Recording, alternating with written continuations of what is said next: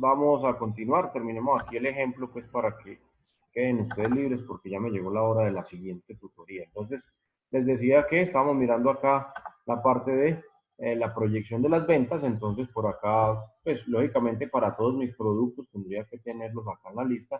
Aquí en el ejemplo pues solamente toman tres productos, nuevamente las de ahorita, la camiseta, la pijama y la pantaloneta. Entonces nos hacen una proyección de venta en unidades año por año. Les decía pues que depende del tipo de producto, porque si es un producto de uso frecuente, pues entonces hacerlo año por año no tendría mucho sentido. Mejor lo trabajamos por meses o por quincenas o por semestres o por bimestres. Bueno, depende mucho del producto.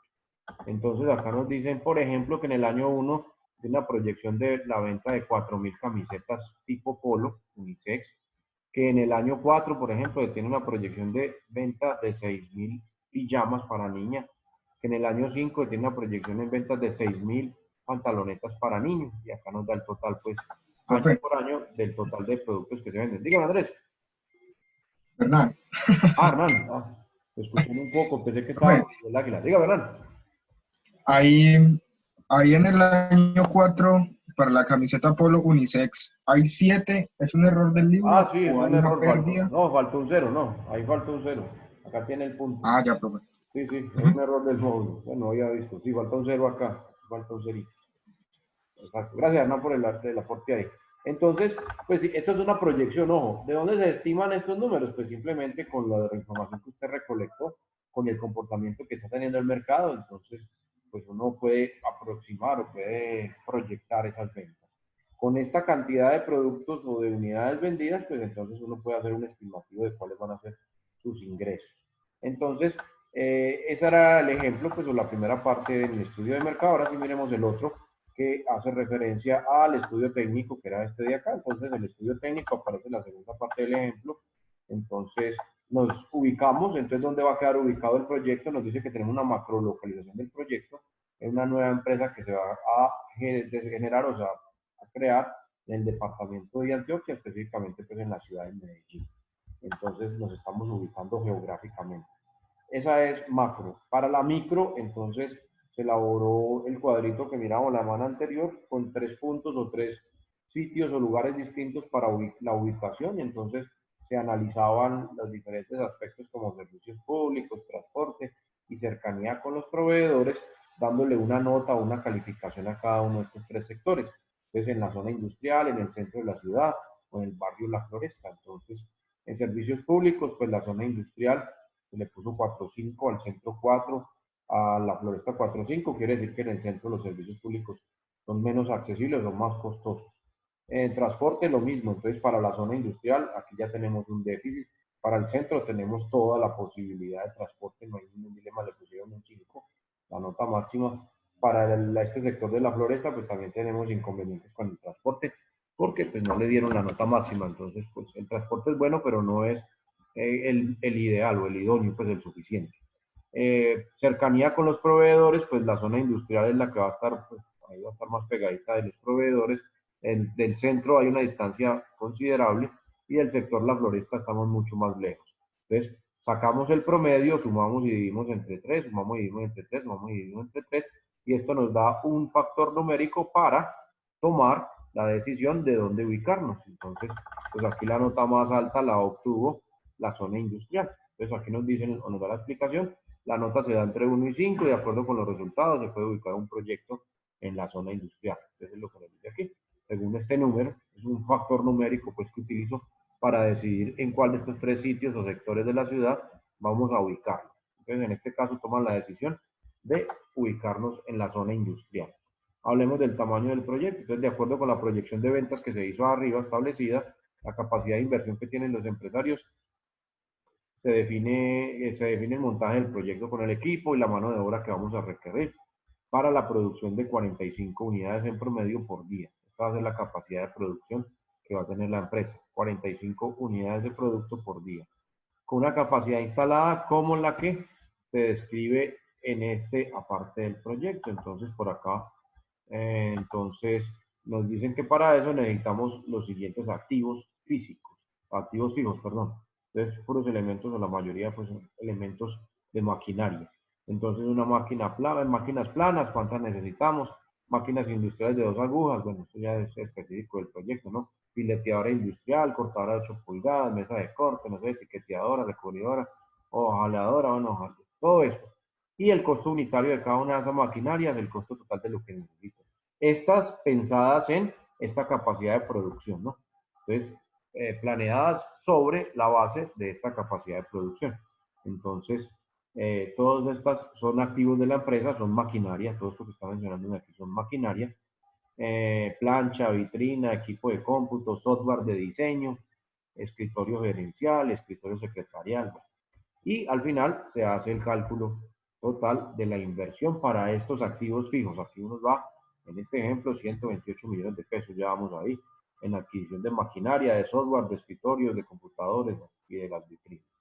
Entonces, la conclusión ahí al final del cuadro nos dice que los requerimientos en activos fijos son de 128 millones de pesos, valor que se tendrá en cuenta para el estudio económico. Entonces, ojo que aquí en el estudio, en análisis de activos fijos o en el estudio de activos fijos nos dio 128 millones. Eso lo tenemos que meter allá en la otra etapa donde están los estudios financieros. Ficha técnica, entonces por acá, para cada producto se va a tener una ficha técnica, entonces aquí dan un ejemplo de la camiseta unisex. Entonces, nombre del producto, camiseta unisex. ¿A qué grupo o clase pertenece? Pues aquí no necesitamos, esa no tiene. El código o la referencia con la cual vamos a marcar o ubicar ese producto. Entonces, ese ya sí es interno, particular, y existen diferentes métodos o mecanismos para asignación de código. Ya usted al interior decide por cuál o por cuál opta.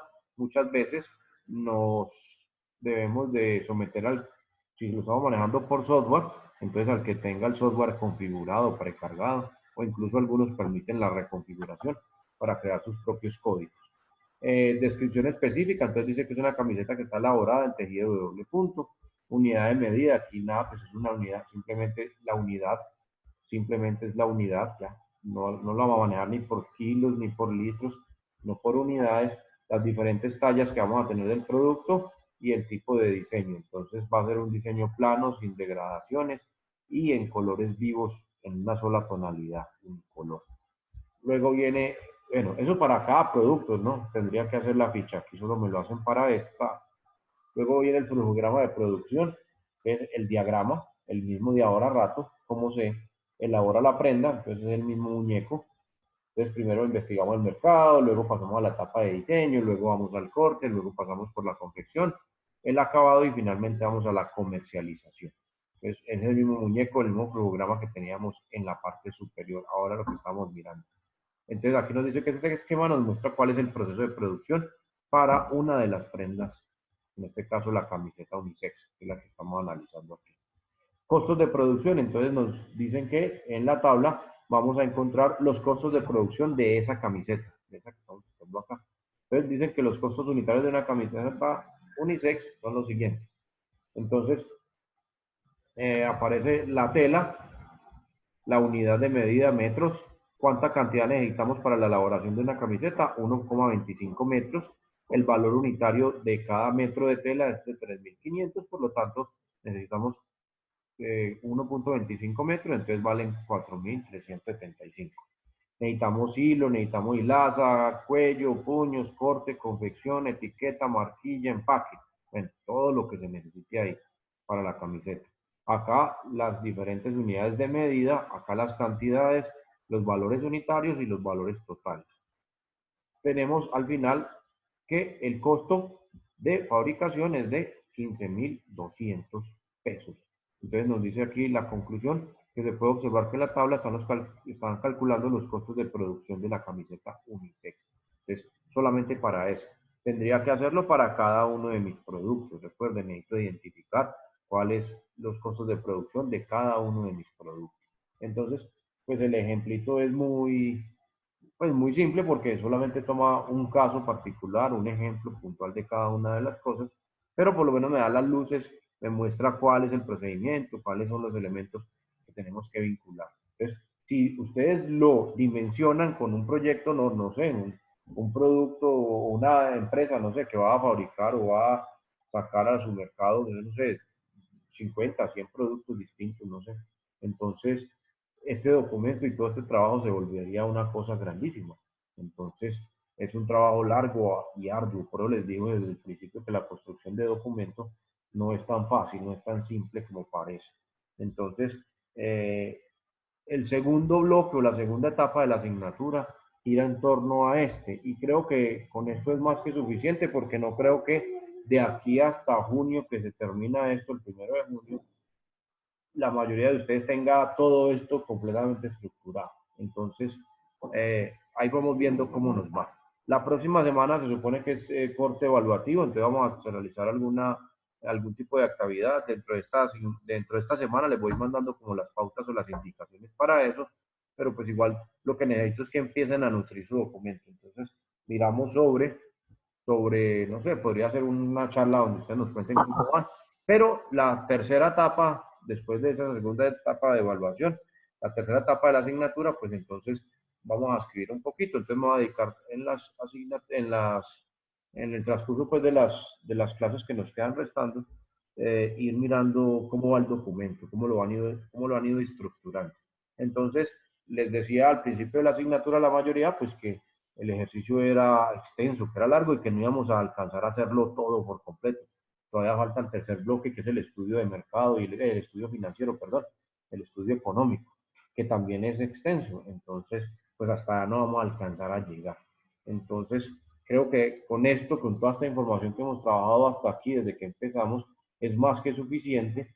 Y si tienen más adelante otra asignatura de proyectos, pues la idea es que, como les dije al principio, la puedan continuar, la puedan seguir con lo que ya tienen armado acá, con el soporte inicial que comenzamos y con lo que han ido construyendo, lo puedan ir nutriendo y más adelante puedan trabajar sobre esa misma idea y no tengan que estar cambiando de proyecto cada vez que cambian de asignatura.